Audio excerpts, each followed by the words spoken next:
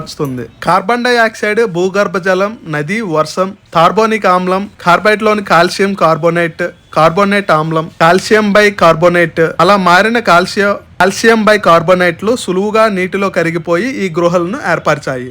Calcium నిక్షేపాలు వివిధ ఆకృతులు అవి ఎలా ఏర్పడ్డాయి అనేది ఇప్పుడు తెలుసు. ఇలా ఏర్పడిన గృహలపై కప్పులలోని చారోకైట్ శిలలు, సందులు, భ్రంశాల ద్వారా సున్నపురాయి కరిగిన నీటి ప్రవహిస్తున్నప్పుడు కొన్ని భాగాలలో పైనుండి కిందకి నెమ్మదిగా బొట్టుగా పడుతూ ఉంటుంది. అయితే అందులోని నీరు క్రమంగా ఆవిరై కాల్షియం ను నిక్షిప్తం చేస్తూ కొంతకాలానికి పైనుండి కిందకి వేలాడే, కింది నుంచి పైకి లేచే స్తంభం లాంటి ఆకృతాలను ఏర్పరుస్తుంది. వీటినే స్టాలకైట్లు అంటారు.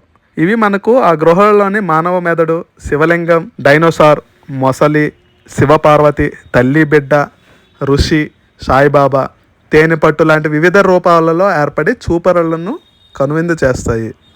సో ఇప్పుడు ఆల్రెడీ మీరు చూస్తున్నారు